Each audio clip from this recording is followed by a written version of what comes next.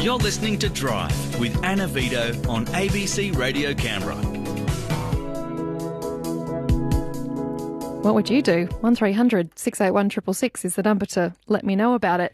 Now, if you've ever gone back and watched a television show that was on air sort of in the mid to late 2000s, and you've binged all of the seasons, and somewhere in the middle there, or maybe even at the very end, was it Strange Season where things, maybe there were only a few episodes instead of the normal full run, or perhaps it took a bit of a strange turn in the story, and then miraculously in the next season no one ever mentioned that strange turn again.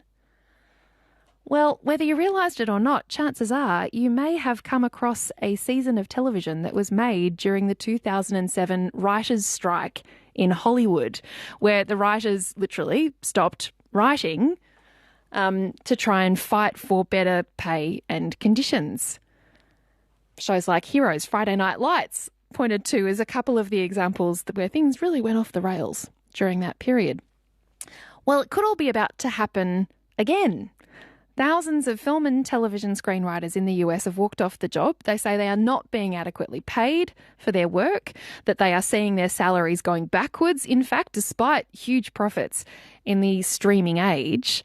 Could that have implications for screenwriters here in Australia too? Well, Dan Sanguinetti is a film producer and senior filmmaking trainer at the AIE Film School, and he's actually joining us now from the Gold Coast, where he's at the Screen Forever conference. G'day, Dan. How's it going? Hello. It's very sunny here. I'm very sorry to all Canberrans right now. Oh, well, you just enjoy it for us. Has the writers' strike been a bit of a subject of discussion at the conference today? In some ways it has, and obviously in discussions with other filmmakers that I've been talking to as well, there is this question about, you know, are writers being paid enough, and are we doing enough here in Australia in regards to Australian writers? And truth is I do think in Australia we've got probably just a general better conditions in most employment. We've got better employment laws than I would guess in America, where, you know, the minimum wage is so low. So it's a conversation that is just, it's kind of like, it's growing, and obviously it's quite fresh, having it only started just recently. So no one really knows what is going to be the outcome or what it is, but we just, at least from my point of view, I believe that it's all going to come down to what the streamers are going to negotiate and get for these writers, and that they're going to be happy to, you know, get the outcomes they need. I mean, obviously, you know, the cost of living is a big conversation across,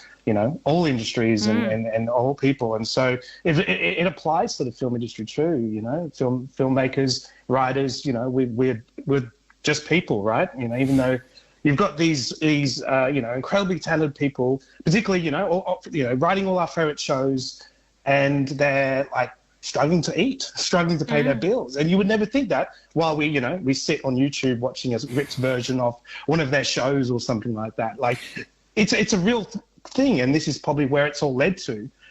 In particular, why this strike has come back, even after you know the one that was during the 2007 and 2008. Indeed. Dan, before we get into what the implications, if any, might be for the Australian industry, can you just sort of fill us in? What is their beef exactly in Hollywood? What have been the big issues for a long time now, which have now triggered this strike?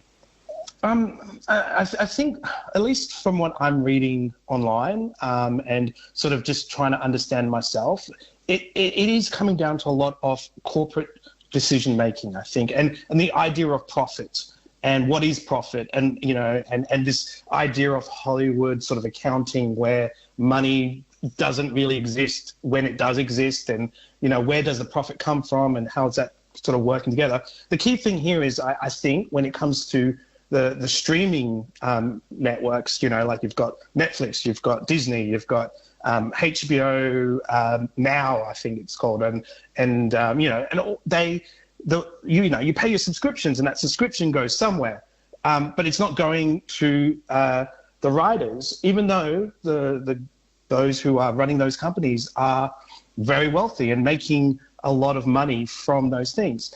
There's a lot of talk that streamers are not profitable, and maybe on paper they're not, but yet still there is this increased wealth. So yes, this is really talking. This is coming back to that Wall Street thing, the 1% question. It's all related to that. And I think where things are at in America is that it's at that time where the again, with the cost of living, there is something not fitting and working right. And that means when these requirements of, well, it's time to renegotiate this arrangement, the people are not budging. The executives, the rich executives, are not budging, and that's the view that they're putting out there. The truth is, without writers, there is no entertainment. There is no industry. They are the thing that starts the whole journey for every other person that's involved in a production, all the way up to the famous actors and the directors that get involved. The writers are core to this, and so without them, there is no industry. And so I think they're asking for themselves to be heard more, and to be heard that they deserve a living wage, that they deserve what I guess actors getting these extra bonuses because they're celebrities and famous with large reaches out there, with their we know social their faces and names. We know their faces and names. You wouldn't know who those writers are. You wouldn't know who your favorite writers are unless you really put time and effort in to go, oh, I really like that one. I'm going to research them. I'm going to find them. We don't do that. When we're watching on Disney, there's no writer's credit that comes up when we click on something. But we've got Chris Pratt will be there, nice front and center, and we'll know that it's a Chris Pratt movie. But the writers, who are the writers of any Chris Pratt film? I couldn't tell you off the top of my head. No. I think that's the point. I think that's what they're arguing is because of that, they have been forgotten. And as a result, they're not getting the fair go. And it's sad. And it's distressing. Well, sure is, because, without them, none of it would exist, of course. We're listening to Dan Sanguinetti, who's himself a film producer and senior filmmaking trainer at the AIE Film School, talking about this writers' strike, which is now underway in Hollywood, and that might eventually become clear to you on your favourite television show if it starts to look a little bit weird. Dan, outside that potential impact for Australian audiences, where we absolutely saw the kind of bonkers stuff that might happen, or the shows that would just disappear entirely during the last writers' strike, are there any flow-on implications for screenwriters in Australia from what's happening in Hollywood, do you think? I think it's not going to be something that's going to be instant, and it's not like this strike will adversely start affecting the way that Australian writers are working, or the shows that they are writing, or the movies that they are working towards. But I do think the streaming sort of question, this idea that the landscape has changed. Audiences they're changing, right? They're like millennials make up a larger part of the viewing audience than they ever have now, and they consume content completely differently, right? There's you can look at it from a point of view of just turning on your TV, right? And what is the channel that it turns up on? For me, it's usually on HDMI because I'm watching from a streaming box or a Chromebook or something like that. I'm not on commercial television, and that's really evident now. You see there's sport, there's news, there's reality television, and that's it when you look at it from a linear broadcast sort of angle. But I'm watching all the streams. I love what Binge has got right now, and the like Yellowstone. I'm just catching up. It's a brilliant show. It's brilliantly written.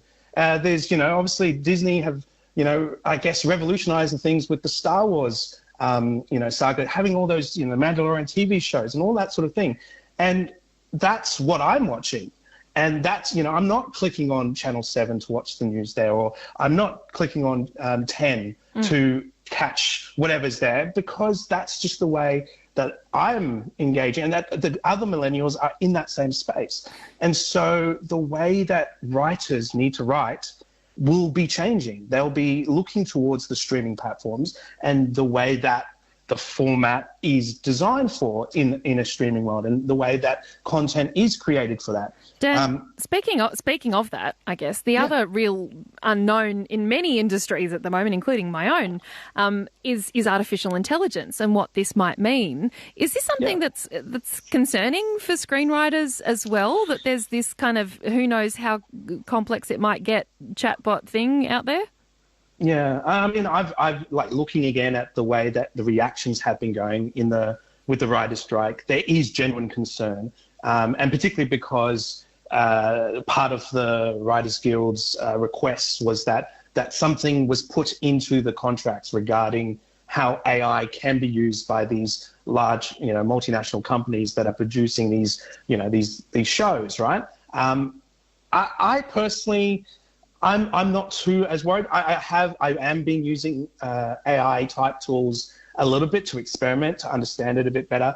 I don't think it's at a stage to be a threat, but I guess with anything that's new technology, there's going to be this exponential sort of growth in it. And so maybe in a year, maybe in 2 years, the tools that are on offer can replicate to a level. But even so, I don't think there's a bit of misunderstanding on what AI can do, considering that it is just something that we've programmed, which means we control what the outcomes are, right? And it's this idea that it's, artificial in its responses. It's not really thinking. It's not really giving us something. So how can they write a beautiful scene between two humans when it's not even real? It's artificial. It's generated by looking at a data set and trying to give a response. So I don't see it personally.